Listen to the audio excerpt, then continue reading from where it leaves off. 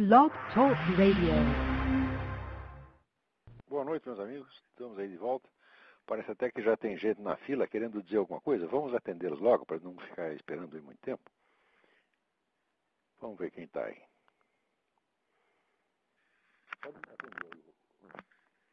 Alô? Alô? Alô? Alô? Acho que desligou. Bom, tudo bem.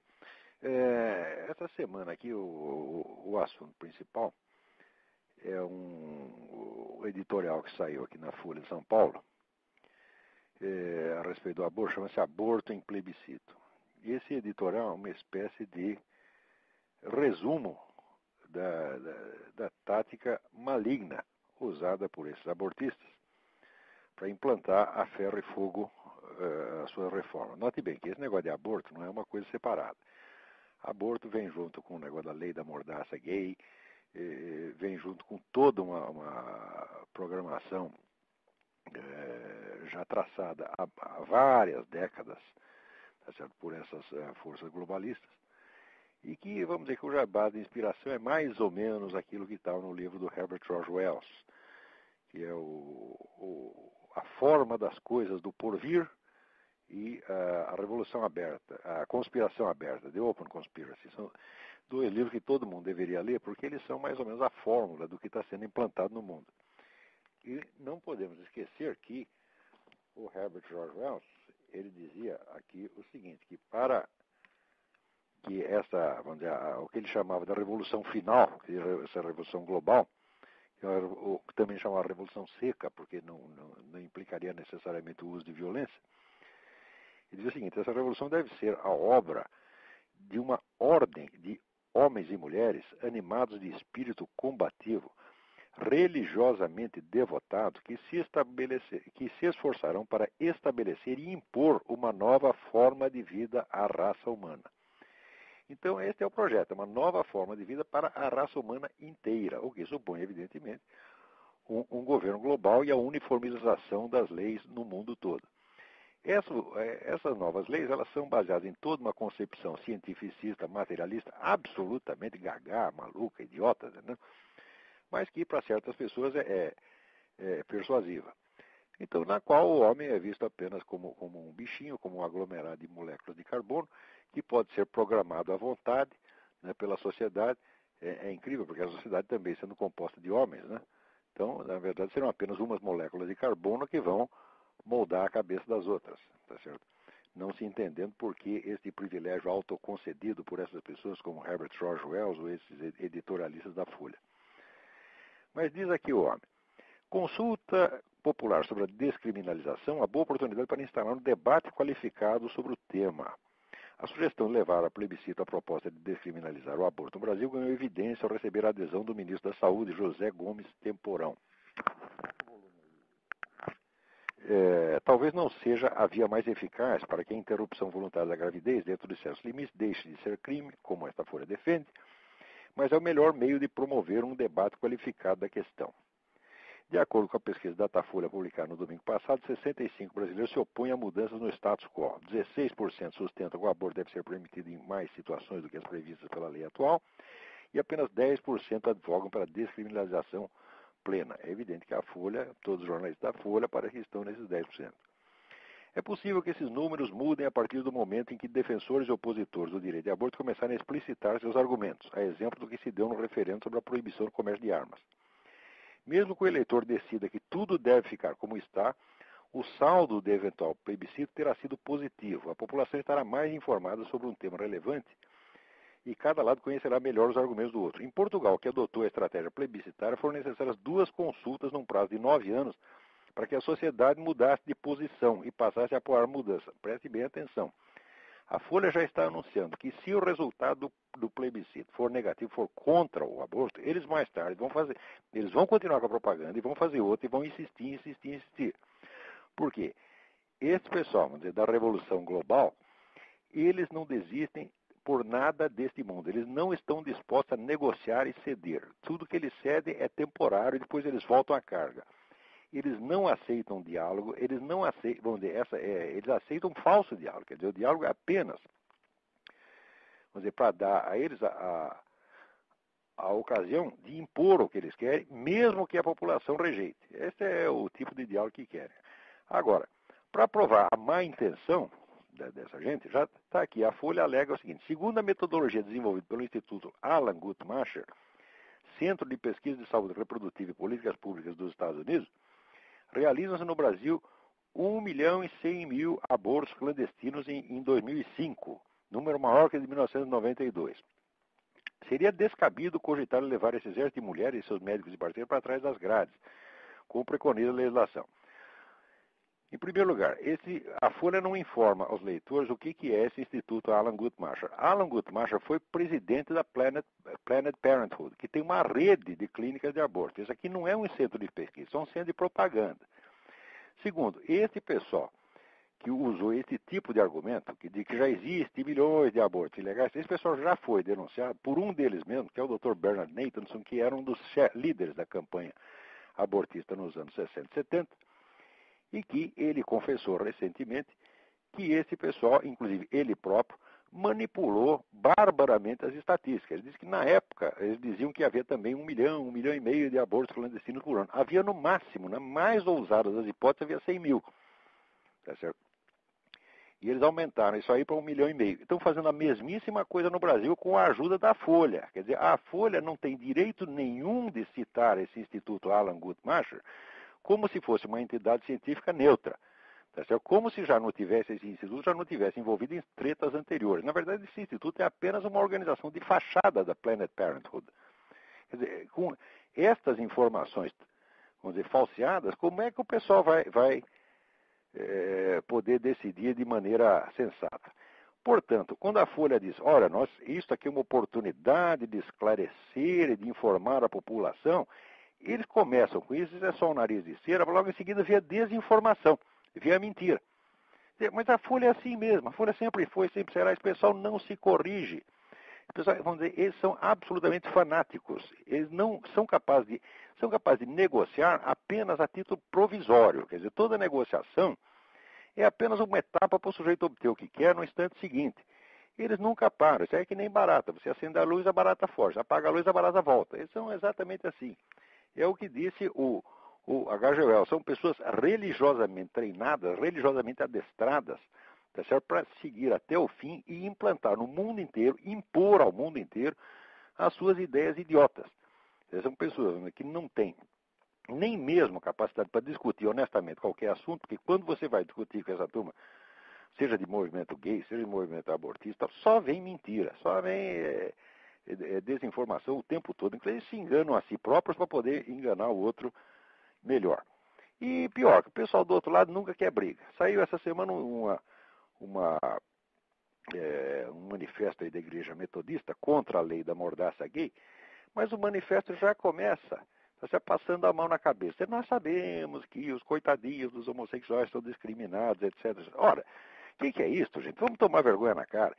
Em primeiro lugar, esse manifesto ia começar assim: qualquer que seja a realidade da discriminação social existente contra homossexuais, ela é nada perto da perseguição brutal que está havendo contra os cristãos.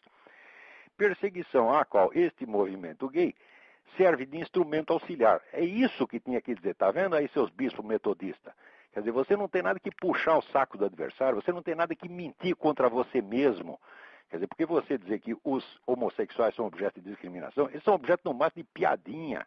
Tá certo? Agora, os cristãos estão sendo mortos, tá certo? Aos milhares, aos milhões no mundo. Quer dizer, parece que durante a década de 90, a coisa não ficou por menos de 100 mil por ano que foram mortos. Quer dizer, chegou no fim da década, deu 1 milhão de mortos. E vocês estão brincando com isso e dizendo que os homossexuais é que são discriminados?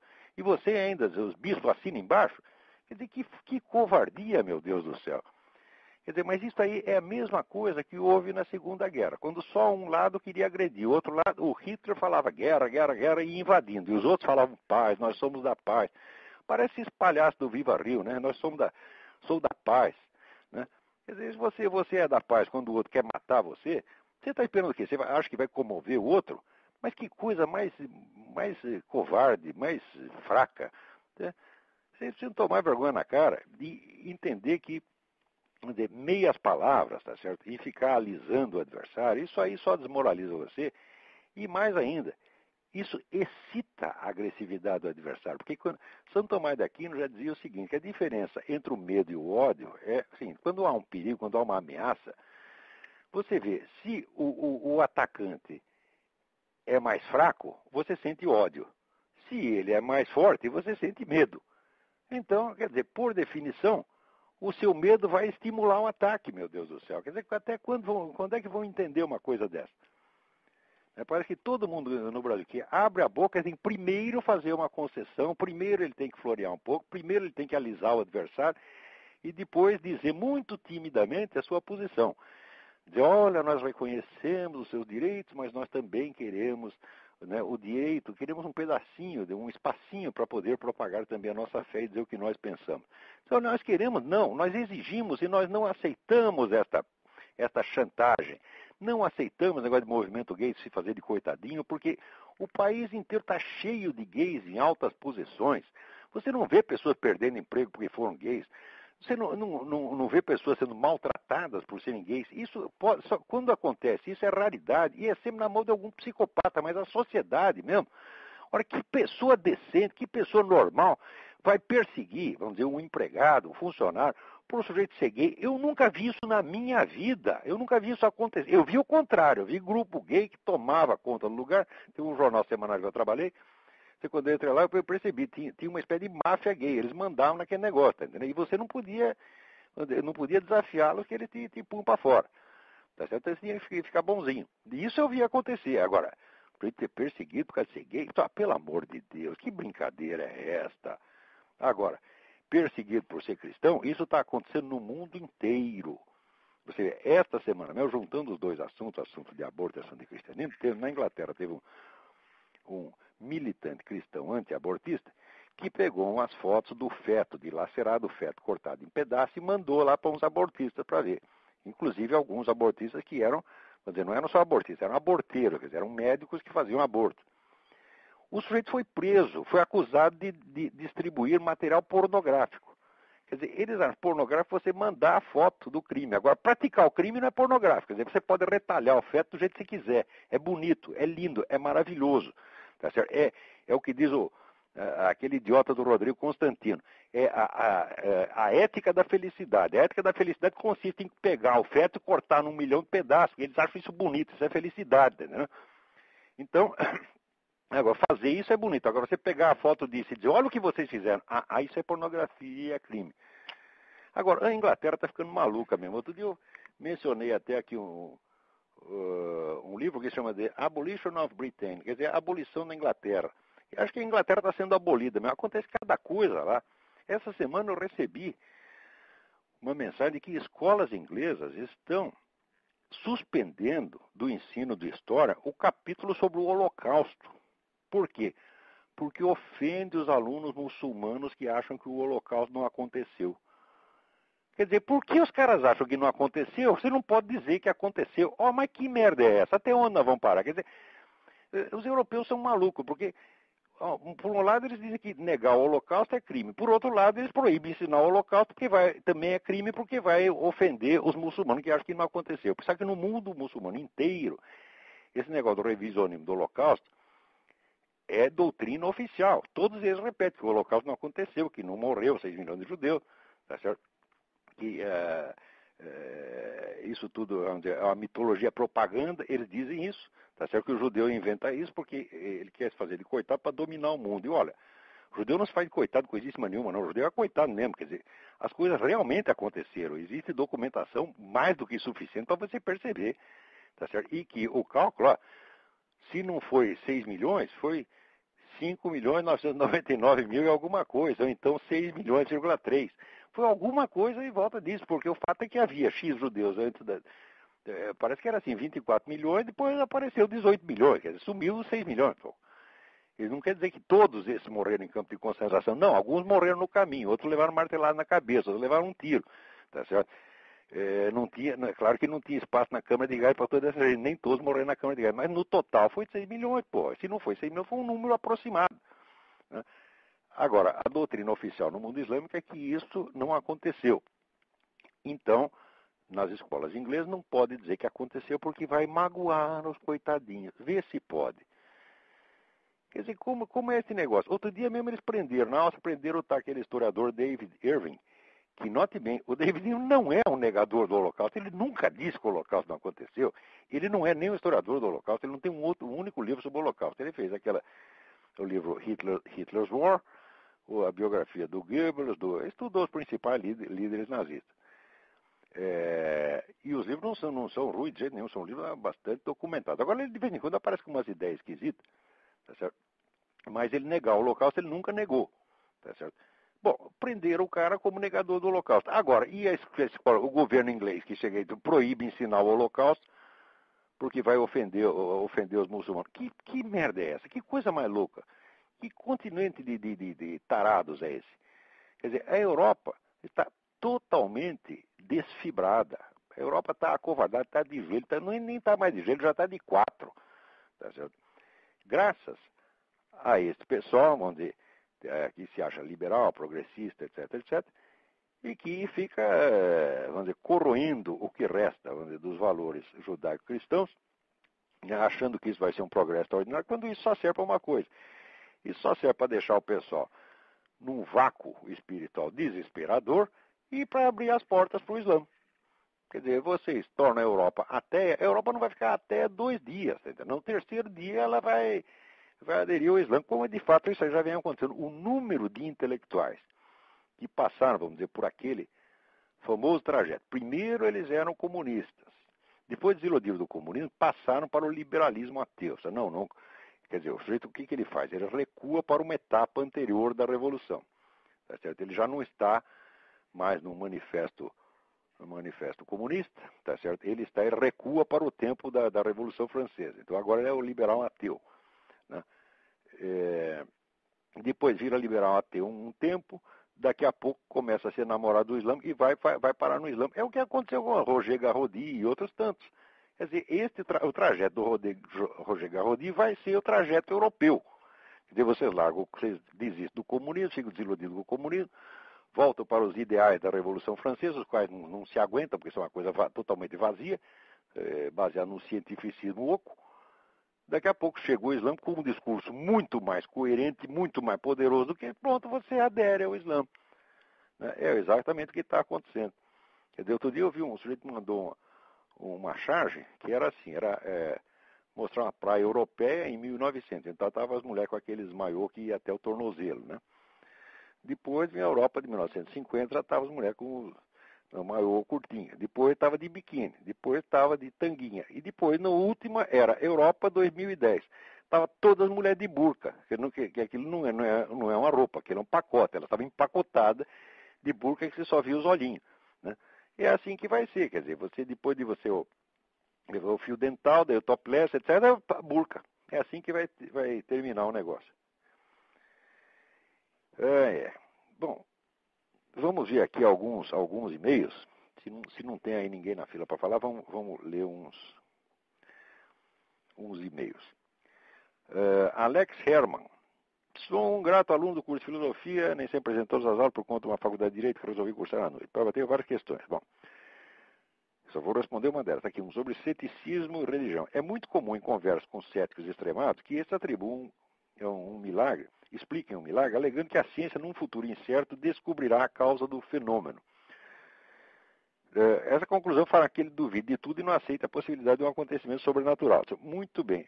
Olha, o sujeito que duvida de uma alegação de milagre por causa de uma coisa que ele acha que vai acontecer no futuro, ele está mostrando que ele sim é que tem a fé, porque ele já está acreditando, tá certo? Ele já aposta numa explicação futura. Ele não tem essa explicação.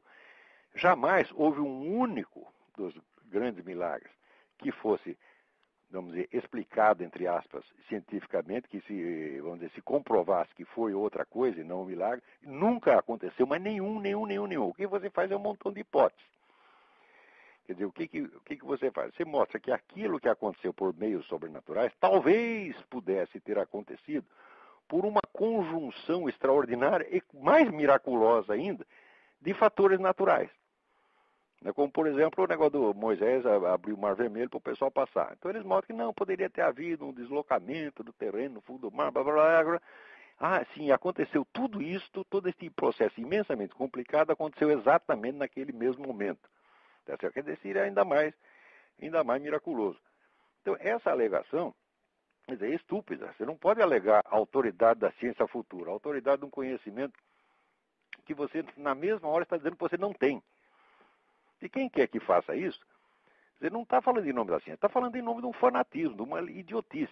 Agora, eu acho uma das coisas mais engraçadas na discussão com esse pessoal, vamos dizer, ateu militante, é que, por um lado, eles dizem assim para você, dizem, a sua crença é mera fé cega. Em seguida, ele quer que você prove que Deus existe, prove a ressurreição de Cristo, etc. Mas se ele mesmo diz que é fé, por que eu é que tenho que provar, ó raios?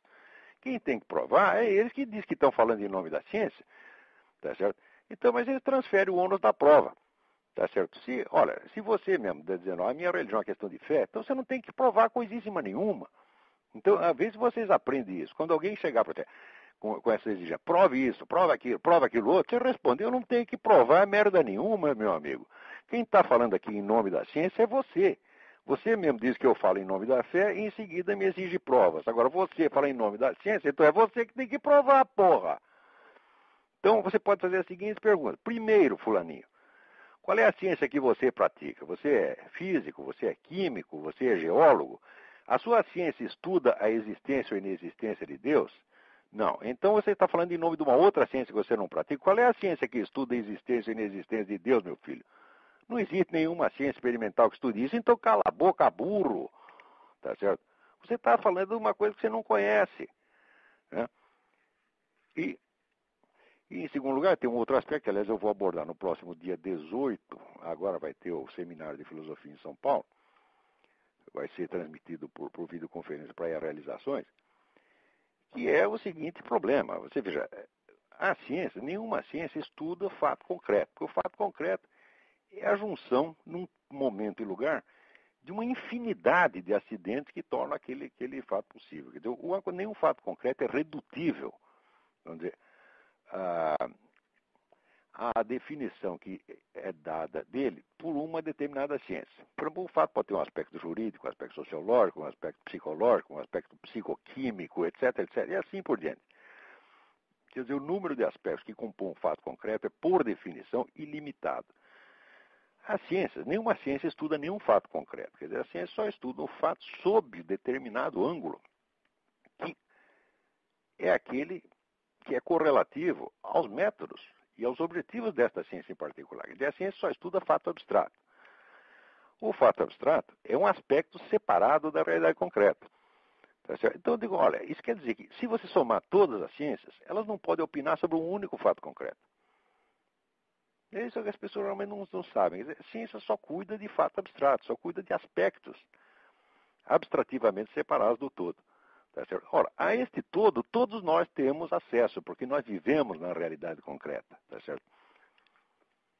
A separação, a divisão, a distinção do fato concreto nos seus vários aspectos estudados pelas várias ciências é posterior. Inclusive, essa subdivisão não acaba. Quer dizer, pode surgir novas ciências que estudem novos aspectos amanhã. Isso nunca vai esgotar. Tá certo? Portanto, quando você diz a respeito à fé, você não está falando uma coisa doutrinal, uma coisa apenas de uma doutrina. Você está falando de algo que realmente aconteceu. E se você fala de um milagre, você fala de algo que realmente aconteceu. Você está falando de um fato concreto. Tá certo? A respeito desse fato concreto, não tem nenhuma ciência que possa dizer nada, não. Ela pode dizer sobre um aspecto, sobre outro, mas que nunca vai compor um fato concreto. E em terceiro lugar, o que é mais grave de tudo, tá certo? É que as pessoas hoje começam a falar em nome da autoridade da ciência como se a ciência tivesse com a corda toda. Ora, dentro da modernidade, existe toda uma série de contradições, de conflitos. Um deles é o dos desconstrucionistas com a ciência. E quando você pega a crítica que os desconstrucionistas fazem à concepção científica, é arrasadora e eles têm toda a razão. Quer dizer, mas aí é uma briga de monstros, mas você não importa. Quer dizer, desconstrucionista não presta e os caras da ideologia científica também não, mas o fato é que o desconstrucionista desconstrói mesmo esse discurso científico e mostra que frequentemente ele não é senão, vamos dizer, a projeção de preconceito e de símbolos, de crenças que são vigor na sociedade. Aqui eu mesmo estava lendo um livro muito interessante que mostrava que muitos dos componentes do atual método científico foram extrapolados do código de polidez dos cavalheiros no século XVIII. Entendeu? Então você mostra uma origem social, cultural dessas coisas, e você não, claro que isso não invalida a ciência, mas isso a coloca entre parênteses, tá certo? Isso é suficiente, vamos dizer, para refrear o seu ímpeto de autoridade. Nunca o discurso científico foi submetido a uma crítica tão arrasadora quanto é hoje. E justamente neste momento é que aparecem esses Richard Dawkins, esses palhaços todos, Michel Onfray, essa gente toda, falando com a autoridade da ciência como se essa autoridade existisse. E o pessoal, vamos dizer, às vezes cristão, né, ou crente, bobo, não sabe que essa autoridade não existe. Então eles começam por reconhecer, atribuir ao adversário uma autoridade que o próprio adversário sabe que não tem. Veja aqui, saiu um artigo muito interessante na Folha do Marcelo Leite, O Fim da Era Einstein. Ele diz o seguinte: no campo das ciências naturais, o pesquisador é hoje mais um chefe de equipe do que um intelectual. Quer dizer que o trabalho científico está se tornando cada vez mais, vamos dizer, um puro trabalho burocrático, de organização burocrática, onde a quantidade de trabalho intelectual de fato é mínima. E é dividida cada vez entre um número cada vez maior de pessoas. Por outro lado, acontece que está também na revista inglesa Prospect, um artigo muitíssimo interessante, esqueci o nome do autor agora, que diz que em muitos campos da ciência moderna estão se usando, vamos dizer, cálculos tão complicados, quer dizer, operações tão longas, tá certo? Que um computador faz rapidamente, mas que implica um número tão grande de passos e de dados que aquilo não é acessível ao controle humano. Então os caras já não sabem mais se aquilo prova alguma coisa ou não prova. Digo, olha, a ciência em nome do qual esses idiotas estão falando aí com tanto ar de autoridade é esta ciência. É esta ciência que está cheia de rombos, de furos, de incoerências, de absurdidades lá dentro, né? E que, no fim, é apenas um conjunto de crendices, se você pensar bem. Não confundir, agora, sempre que a gente fala isso, aparece um idiota dizendo, mas como você explica, então, a tecnologia, etc. A tecnologia tem merda nenhuma a ver com ciência. A técnica funciona ao contrário da ciência. Ciência, vamos dizer, é a redução de um conjunto de fenômenos a um princípio que os explica homogeneamente. Tá certo? Como, por exemplo, vamos supor, você pega o fenômeno do raio e pega o fato de que quando você passa a mão no gato, às vezes você toma choque. Você reduz esses dois fenômenos totalmente diferentes a um princípio comum que você chama de eletricidade, o qual também, parênteses, você também não sabe o que é. Porque até hoje ninguém explicou que raio de coisa é uma carga elétrica. Mas, enfim, você reduz aquilo a um princípio comum, ou pelo menos a um nome comum. E a técnica é exatamente o contrário. Toda a técnica é uma conjunção de meios absolutamente heterogêneos para a realização de um determinado fim. Quer dizer, a lógica da técnica é a lógica que vai do heterogêneo, dos meios heterogêneos, para um resultado único. Ao passo que a ciência segue o processo contrário, ela vai para a homogeneização. Então, isso quer dizer que a técnica se faz, vamos dizer, com elementos que podem ser tirados de várias ciências e cuja articulação jamais é científica. Tá certo? Portanto, e ao contrário, a técnica sempre progride antes da ciência. Quer dizer, você desenvolve equipamentos que você não sabe nem como explicar, e depois você começa a fazer pesquisa científica em cima daquilo. Tá certo? Você veja, foi depois que inventaram os computadores, tá certo? Que daí o pessoal começou a desenvolver modelos informáticos do cérebro. Quer dizer, o equipamento já existe. Daí os caras começam a tirar conclusões científicas ou pseudocientíficas disso aí e aplicar para outros domínios. Mas a própria invenção dos computadores não dependeu de nenhuma dessas teorias, tá certo? Ela dependeu de alguns conhecimentos, na verdade, elementares de eletrônica e do código binário que já estava pronto desde o século XVIII. Que século XVIII? O código binário já estava no I Ching, meu Deus do céu. Então, quer dizer, a ciência não tem muito o que ficar arrotando a autoridade, não. Aliás, chamá-la de ciência já é um absurdo, porque esse é apenas uma modalidade específica de conhecimento, de experimental materialista. Devíamos chamá-la assim, conhecimento experimental materialista, e não ciência. Ciência significa conhecimento racional, organizado, fundamentado. O que tem de fundamentado nessas coisas é muito pouco. Tá certo? Às vezes você tem uma certeza de determinados processos que acontecem porque eles foram observados em laboratório, mas você não tem a mais mínima. Na hora que começa a explicação daquilo, que seria a parte verdadeiramente científica, aí vira um saco de gato.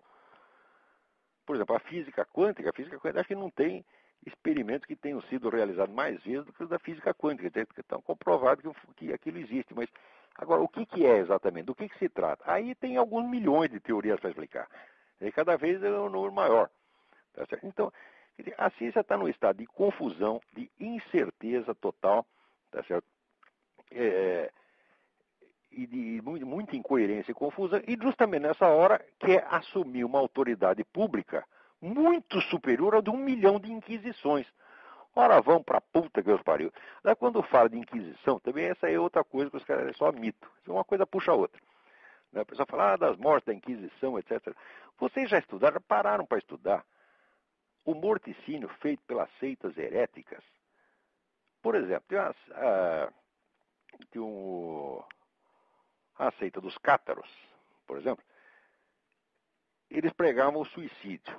Tá certo? Então, o sujeito se submetia a certas iniciações, e daí era sugerido que ele se suicidasse. Tá certo? Mesmo que fosse menor de idade, mulher, então, quer dizer, era uma indução ao suicídio, e, na verdade, forçava tanto que virava um homicídio. Ora, os documentos apreendidos desta seita mostram que morreu muito mais gente por este rito, eles chamavam Endura. A tal da Endura matou muito mais gente do que a Inquisição jamais matou. E se a Inquisição não tivesse mandado parar com essa merda, tá certo? Já teria morrido metade da Europa cometendo a tal da Endura.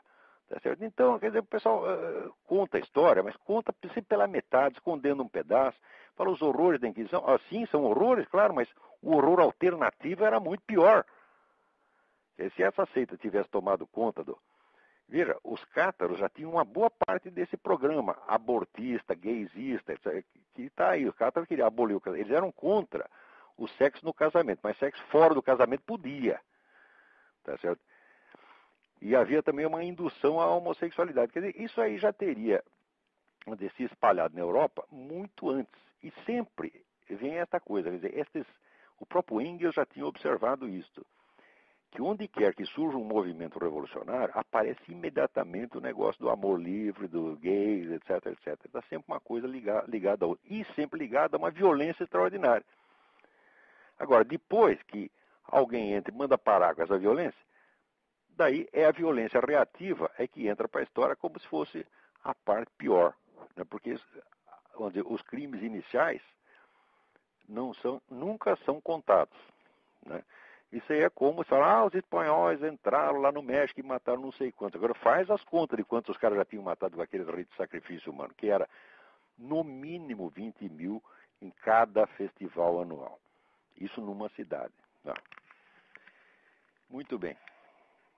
Vamos ver aqui.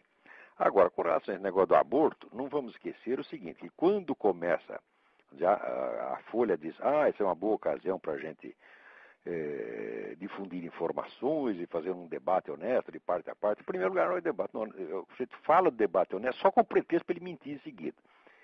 Em segundo, a organização Globo já está do lado do aborto. Aqui você pode ver pela revista Época, está aqui a promoção do aborto. Eles contam coisas horríveis do aborto, descreve experiência horrível do aborto, só para dizer que o aborto tem que ser praticado em maior quantidade e sob o patrocínio do governo. Como se o governo tivesse condição de fornecer aborto, vamos dizer, em condições melhores do que as senhoras da sociedade pagam para fazer em clínica chique. Isso é uma besteira, tá certo? Né?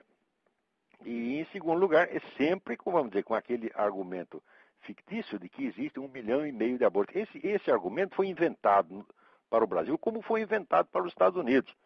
Tá certo? Quer dizer, esse pessoal é especialista em falsificar estatísticas. Eles já começaram tudo de novo. Agora, você imagina, já entra com estatística falsificada, como entramos no tempo do plebiscito do desarmamento, começa tudo de novo, e de novo vem as duas grandes potências da mídia nacional, que é o Globo e a Folha, todo mundo aí a favor do aborto. Por quê? Porque esse pessoal está diretamente interessado. Quer dizer, então, olha, entidades, essas companhias de mídia no terceiro mundo são apenas office boys desse movimento globalista. Quer dizer, a ordem vem lá de cima, vem dos Rockefellers, vem da ONU, etc. O pessoal obedece direitinho. Eles não são nada mais do que executores de um programa que já vem pronto. E eles são pessoas exatamente como o H.G. Wells queria. Quer dizer, que são pessoas animadas do espírito combativo, religiosamente devotadas a estabelecer e impor uma nova forma de vida. Não se trata de um novo regime político, é uma nova forma de vida. Eles inventaram uma nova natureza humana e eles querem nos impor. Nessa natureza humana, por exemplo, não existe o sobrenatural, só existe o natural. Né? Isso quer dizer, você dizer que só existe o natural é a mesma coisa que dizer o seguinte, não existe nada que esteja além da minha capacidade pessoal de experiência. Quer dizer, os limites da mente desses caras passam a ser obrigatórios para quem não tem esses limites.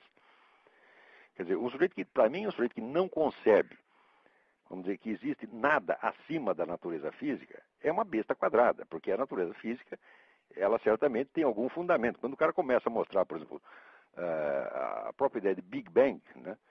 Se houve o Big Bang, é porque houve encontros de moléculas, de elétrons, num determinado momento, numa determinada proporção. Ora, o que determinava que essa proporção tivesse que produzir os efeitos que produziu?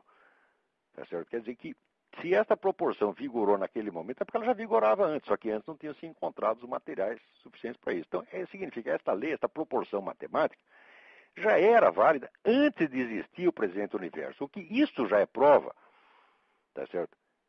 De que a natureza física não é o extremo limite da realidade. Se ela fosse o extremo limite da realidade, ela não poderia ter uma estrutura matemática. Mas se ela tem uma estrutura matemática, a estrutura é válida independentemente disso se manifestar no tempo ou não. É um raciocínio muito simples, mas que para certas pessoas está muito acima da capacidade deles. Bom, vamos ver se tem algum outro e-mail aqui. Peraí, tem gente na linha, vamos ver. Alô? Alô? Olavo. Olavo. Sim. É o Márcio, de Brasília. Oi, tudo bem? Tudo bom, Olavo? Tudo bom. Eu queria que você comentasse duas frases que saíram na Folha mês passado, num artigo. Depois eu vou dizer as frases e o autor, e depois você comenta, por favor. A primeira é: levar a sério a opinião dos religiosos a respeito da melhor estratégia para combater a AIDS é tão ridículo quanto contratar epidemiologistas para rezar missa e ouvir confissão. Diminuir a velocidade de disseminação do HIV é tarefa para técnicos da mais alta qualidade, capazes de elaborar programas de prevenção baseados em evidências científicas incontestáveis. E a outra é: quanto sofrimento humano esses Olha, eu senhores... te dou aqui uma evidência científica incontestável. Pois é. Se você não trepa com a dona fulana, você não passa AIDS para ela, nem pega AIDS para ela. Isso é a mais óbvia evidência científica. Eles querem negar isso aí. E a outra é a seguinte: quanto sofrimento humano esses senhores de aparência piedosa ainda causarão em nome de Deus impunemente? O artigo foi o do Drauzio Varela, chamado O Crime da Camisinha. Ô, Drauzio Varela, esse é um empulhador. Esse cara, isso é uma bolha de sabão. A que sofrimento humano ele está se referindo? Quer dizer, o sujeito quer comer a vizinha e não pode, isso é um sofrimento inenarrável. Ou quem sabe ele está querendo comer meio mundo e não pode, não deixam ele comer. Ele deixou de transar alguma vez porque a igreja não deixou? Ora, vai pra merda. Quer dizer, o que é isto? Quer dizer, o sofrimento causado pela própria AIDS, pela disseminação da AIDS do mundo, tá certo? Isso foi causado pela religião? Foi a religião que causou isso? Quer dizer, as pessoas espalharam a AIDS porque só comiam suas próprias esposas? Foi assim que eles fizeram? Ora, porra! Quer dizer, o sujeito inverte a realidade. Quer dizer, é claro que a AIDS está ligada à própria liberalização dos costumes sexuais. Isso é uma evidência científica, mas óbvia.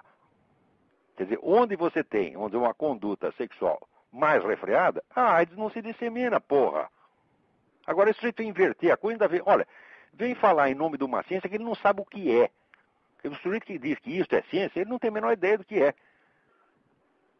Ora, porra. E esse sujeito, ele, como você mesmo falou, ele tem um sucesso, uma influência muito grande, tanto na Folha quanto na Globo, né? Claro, porque é o protótipo do sujeito moldado aqui, exatamente como vamos dizer, moldado em laboratório pela cabeça do Herbert George Wells. Exatamente. Quer dizer, um sujeito fanático que tem ódio a coisas que ele não entende, ódio àquilo, tudo aquilo que está acima da capacidade dele, tá certo? Quer dizer, o sujeito que é capaz de dizer que existe um meio científico mais eficiente de você controlar a AIDS, tá certo? Do que a contenção sexual, fala, ora, tá para ser inventado, meu Deus do céu. Esse pessoal é louco. Você vê, uma vez, a vida parece que imita piada. Eu antigamente fazia uma piada, e olha, esse pessoal é tão maluco que um dia eles vão dizer que até os masturbadores vão ter que usar camisinha para não se contaminar a si próprios. E inventei essa piada, rapaz. Não passou 6 meses, estava eu num debate na TV do Rio Grande, estava um técnico do Ministério da Saúde e o sujeito disse, não, nós recomendamos que as pessoas que se masturbam usem camisinha para elas já ir acostumando. Falei, pronto, virou realidade, pô. Agora vem aí o Drauzio Varela dizendo, existe um modo mais seguro de impedir a transmissão da AIDS do que a contenção sexual. Fala, vai a merda. Você pode não gostar da contenção sexual, tá certo? Eu, durante toda a minha juventude, usei e abusei. Naquela época eu não tinha AIDS, podia fazer tudo, né? E se mandasse parar, é claro que eu não ia gostar. Mas se dissesse é uma questão de vida ou morte, agora pode contaminar, a gente para, ué. Existem coisas mais importantes do que o prazer sexual. A sua sobrevivência é uma delas. O cara que não entende isto, tá certo? Quer dizer, ele acha assim, que o sujeito ser condenado a comer só a sua própria esposa é um sofrimento inenarrável. Então pergunto ele, quantas o senhor está comendo além da sua? Hã? É bom o senhor avisar, porque assim, os homens casados não vão chegar perto de você, porra. Se você acha que isso é um sofrimento indescritível, né? Mas ele tem, realmente, o que me espanta é o caráter sacrossanto com que as palavras desse sujeito são recebidas aqui no Brasil. Recebidas por outros, iguais a ele. Por pessoas intelectualmente desqualificadas. Esse sujeito não aguenta 5 minutos uma discussão séria. Quer dizer, isso é um chutador. Quer dizer, o cara que pega 2 ou 3. Eu já vi esse camarada abusando de dados científicos, né?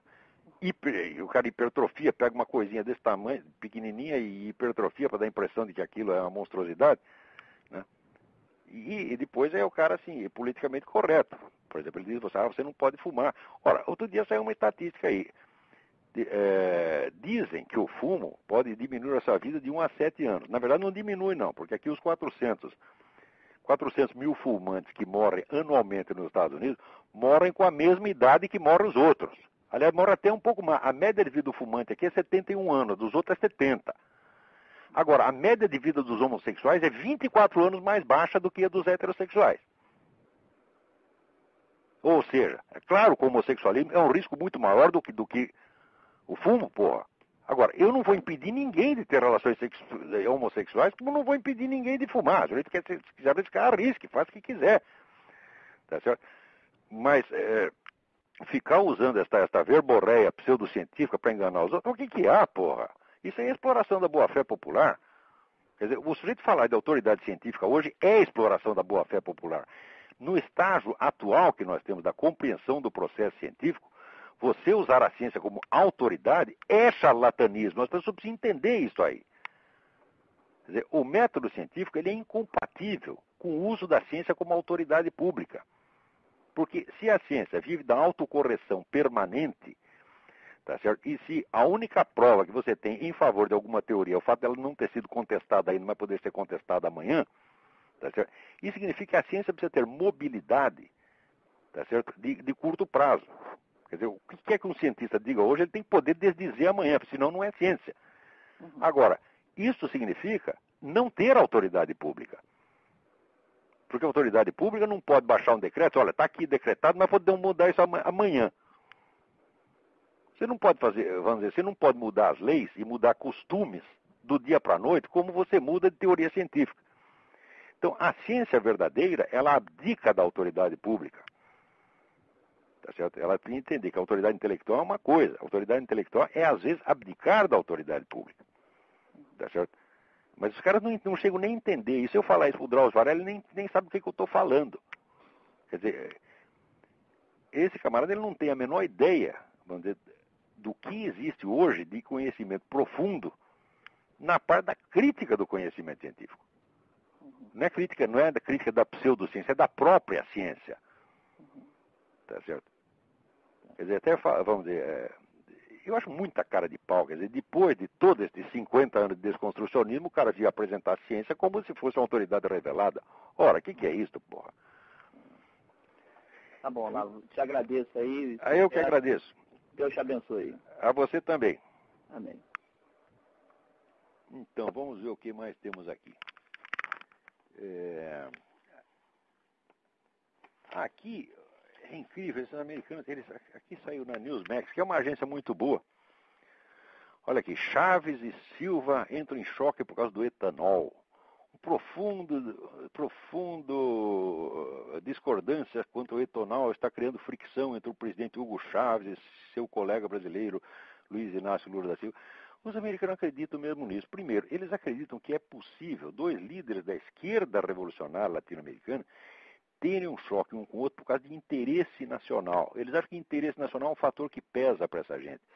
Então, olha, meu Deus do céu, o Lula é um sujeito criado dentro do movimento comunista internacional e é ali que está as suas raízes, ali que está a sua formação cultural, ali que estão os seus valores, ali que estão os seus amigos. Esta é a pátria dele, o movimento comunista internacional é a pátria dele e do Hugo Chávez também. Agora, quando assumem uma função pública, eles têm que falar em nome do país. Mas isso não quer dizer que para eles o interesse nacional seja uma força motivadora, tá certo? Comparável à da solidariedade revolucionária. Olha, esses americanos parece que eles não entendem mesmo cabeça de comunista. Ai, meu Deus do céu. Aqui também, os caras acreditam em tanta besteira. Agora, você vê, por outro lado, acabaram de descobrir nas ilhas Kodiak, onde tem aqueles ursos enormes, descobriram uma reserva de petróleo na base de 210 bilhões de dólares. Os caras estão descobrindo petróleo aqui toda semana. Tá certo? E ainda estão assustados com o Hugo Chávez. Eles não precisam de maneira alguma desse petróleo do Hugo Chávez. Eles continuam ligando para isso só por caridade. Vamos ver o que mais temos aqui. Aliás, estamos aqui terminando o nosso horário. Vamos ver se tem alguém na linha aí. Tem. Alô? Alô? Alô? Alô? Quem é? Aqui é o Luiz Afonso que está falando. Luiz Afonso, tudo bem? E aí, tudo jóia? Aqui tudo perfeito. Ah, legal. Aqui tem um maluco que entrou numa escola e matou 22 estudantes. Nossa. Ontem, e depois se matou. Agora você vê, se tivesse um professor armado lá, isso não acontecia. É verdade. Na escola aqui você não pode nem chegar perto com arma, só bandido pode. Então agora o sujeito entra lá, porque ele sabe que lá está todo mundo desarmado, entra lá e faz uma festa. Ah, legal. Olá, em primeiro lugar eu queria mandar um abraço, que eu encontrei dois estudantes aqui em Coimbra, o Naliel e o Maxwell. Manda um abração para eles. E pedindo para mandar um abraço para ti. Outra coisa é o seguinte, com relação ao aborto, eu fiquei surpreendido com o último programa que tu falaste que o povo brasileiro rejeita em massa, e as pesquisas estão dando que o aborto é rejeitado pela maioria da população, não é? 65% rejeita totalmente. Vejam só um paralelo, porque há pouco tempo teve o plebiscito do aborto aqui e o sim, né, pela liberação, ganhou. Sendo Portugal um país que, a meu ver, é mais católico, vamos dizer assim, praticante do que o Brasil, né? Isso me surpreendeu. Mas eu estou dizendo que faz tempo que o brasileiro é um povo profundamente conservador e não tem quem fale em nome dele. Não existe um partido conservador no Brasil. O conservadorismo foi proibido, virou extrema-direita. Isso é sinal que existe uma onda subterrânea que às vezes ela irrompe aí essa onda vermelha? Como é o negócio? Existe uma onda subterrânea desse conservadorismo que às vezes ele surpreende os comandantes em chefe da nação hoje, né? Dando provas da sua contrariedade. Pois é, mas esse conservadorismo ele não pode ter canais de expressão política, está proibido, né? Então, quer dizer, a nação inteira está na extrema-direita. E a Folha que vira o mainstream, né? Quer dizer, aquela meia dúzia de garoto bobo da Folha, eles são o mainstream, eles são a opinião central e equilibrada. O resto da nação está toda à extrema-direita. A maior razão para o pessoal votar aqui a favor do aborto era para ser tão moderno quanto as outras nações da Europa, como a França e a Espanha, onde já foi liberado o aborto também. Complexo de inferioridade. Qual é a vantagem de ser moderno? Você veja, a Revolução Francesa foi moderna, a Revolução Russa foi moderna, o nazismo foi moderno. Toda essa gente, ninguém era conservador, todo mundo queria, vamos dizer, tudo moderno, né? Tudo de ponta, como se diz hoje. A Alemanha estava na ponta da tecnologia e na ponta dos experimentos sociais, inventando uma sociedade nova, né? Quer dizer, qual é a vantagem de ser moderno? Quer dizer, por que o fato de ter vindo depois é melhor do que o que veio antes? Ora, que merda. Deu uma ideia besta, né? Totalmente besta. E, Olavo, outra coisa é o seguinte, eu queria... aquele conceito de Estado laico, que até agora a gente comentava que isso nunca existiu em nenhum momento histórico aí, né? Na história humana. E o Estado laico, mas não a civilização laica, né? Agora, o que eles chamam de Estado laico é o Estado antirreligioso. Eu digo, ora, merda, se é laico, ele não dá palpite em matéria de religião. Né? Eu quero que ele não é o Estado laico, eu quero o Estado ateu militante, não é laico. Né? Ou seja, isso é fraude, o Estado laico é fraude. Ou seja, esse Estado que eles falam aconteceu aonde o comunismo foi implantado, pelo menos inicialmente eles fizeram... Mas exatamente, quando começa esse pessoal, tipo Michel Onfray, Dawkins e outros, né, eles querem erradicar a religião. O Michel Onfray diz até, nós não podemos ter tolerância, nós temos que nos organizar e acabar com isso. Agora, o que ele quer? Quer banir a religião. Como é que vai banir? Vai ter que proibir. Mas isso já foi feito. Exatamente. Já morreu milhões de pessoas nessa brincadeira. Agora eles querem fazer tudo de novo, com outro nome. Quer dizer, vão chegar nos não pode ser tolerado. Esses camaradas, a gente tem que calar a boca deles, tá certo? Na base do desmascaramento impiedoso e cruel da sua maldade, da sua mendacidade, da sua vigarice. Tá? Não é discutir amavelmente com esses caras como se fosse uma divergência intelectual. Por exemplo, o sujeito pode chegar para você e dizer, ó, eu acho que você não deve existir, nós devemos suprimir a sua existência. O que você acha disso? E daí você responde educadamente. Quando a única resposta é, vai tomar no cu. Essa é a única resposta, porra. Quer dizer, você quer me matar, quer me suprimir, e ainda quer que eu responda educadamente? Ora, vai chupar a piroca, o que é isto, porra? Esse pessoal é muito cínico, sem vergonha. Tá certo? Dawkins é um sem vergonha, Michel Onfray é um sem vergonha, tá certo? Os seus discípulos estão sem vergonha, porque o que eles estão propondo é um morticínio, é um genocídio geral. Agora, eles dizem, não, nós não somos a favor da violência. Agora, o que você acha de chegar o sujeito para você e dizer assim, olha, eu sou a favor do nazismo, mas eu quero um nazismo soft, nazismo sem violência. O que você acha? É a mesma coisa que eles estão propondo, porra. Quer dizer, isso é conversa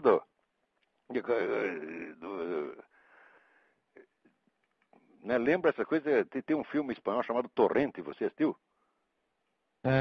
Eu já vi. É uma comédia, é muito engraçado, é muito engraçado. Então, é um policial corrupto e ele tá fazendo uma tocaia para pegar uns bandidos e tá ele com o ajudante dele, né? Daí eles estão lá faz horas no carro, de madrugada.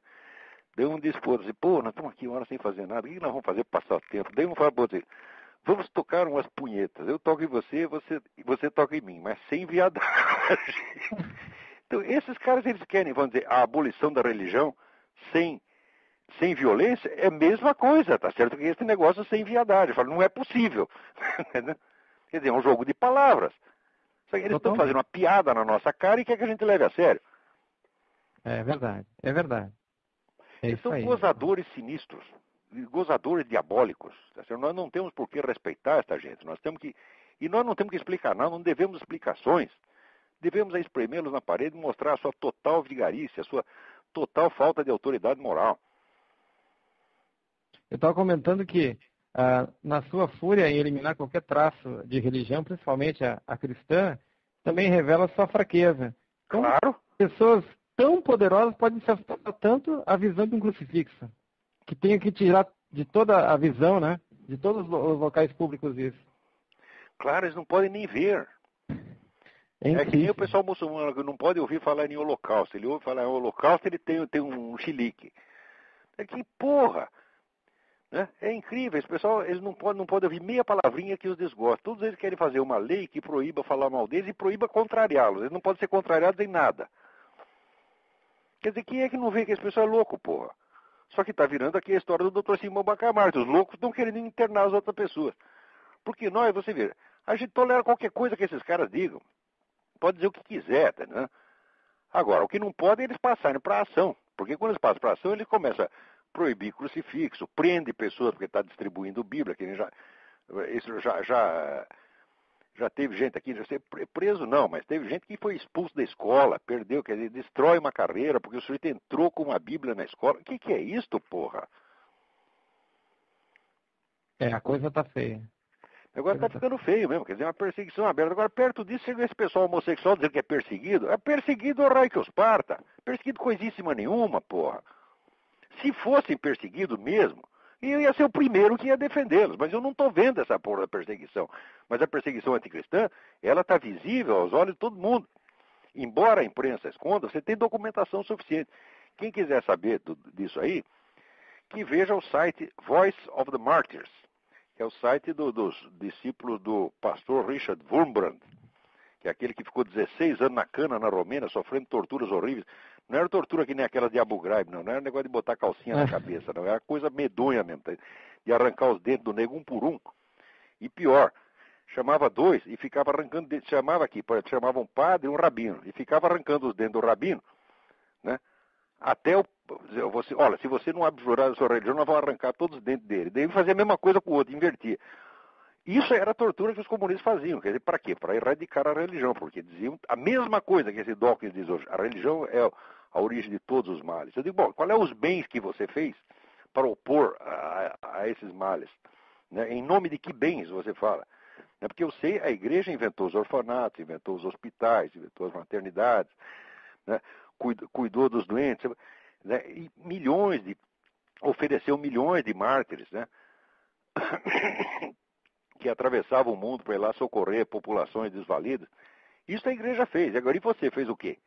Em nome do que você vem dizer que a religião é a origem de todos os males? Ora, porra. E você vê, a antirreligião, em 2 séculos, matou mais gente do que morreu em todas as guerras. Não estou falando de guerra religiosa. Se você somar todas as guerras, não das guerras da história, não dá o número de gente que essas revoluções ateísticas mataram. Né? Com certeza. É incrível, incrível. Na Veja da Semana, tem uma entrevista, da semana passada, tem uma entrevista com o Tarso Genro, que ele fala que o primeiro herói dele foi Lenin, e que ele reconhece que Lenin, na verdade, foi um herdeiro dos ideais do iluminismo. Olha só. Mas é claro que foi. No iluminismo já começou cortando cabeça, esses caras também cortaram. Agora, onde o iluminismo deu bons frutos foi só na Inglaterra. Porque o iluminismo inglês, na sua corrente principal, não era antirreligioso, não era anticristão e não era revolucionário. Quer dizer, usa o nome iluminismo, até não sei nem se o nome é certo. E se você vê os grandes pensadores do iluminismo inglês, como Burke, Shaftesbury, Adam Smith, nenhum deles era revolucionário, nenhum deles era anticristão. E foi lá justamente que se conseguiu criar prosperidade, criar democracia, criar um equilíbrio político, criar os direitos civis. E foi a Inglaterra que começou a acabar com a escravidão no mundo. Entendeu? Quaisquer que tenham sido a sacanagem que o inglês fez muito sacanagem sobretudo do ponto de vista comercial, mas deste ponto de vista, foi uma ação que teve um papel civilizador no mundo. É isso? Agora, sobretudo, graças à religião. Ah, com certeza. O que ninguém entende é que, na verdade, a mão invisível do Smith é a providência divina. Mas sem dúvida. Mas você vê, o Smith estava em pleno acordo com os escolásticos portugueses, que ele não leu, mas ele, assim, de orelhada ele pegou. Quando ele fala mão invisível do mercado, os escolásticos portugueses diziam que só quem pode calcular o preço justo é Deus. E Deus calcula isso através do quê? Da Vox Populi. Perfeito. Se as pessoas aceitam o preço da coisa, elas compram. Se elas não aceitam, elas não compram. É a coisa mais óbvia do mundo, é? É verdade. Então, olha, acho que nosso tempo aqui está acabando. Que pena, eu peguei na metade do programa, vou ter que ver agora, depois, a metade que eu perdi, mas valeu, de qualquer maneira. Não tem importância, eu acho que tem mais um e-mail aqui que eu precisava responder, mas eu vou ter que deixá-lo também para a semana que vem. Não tem importância.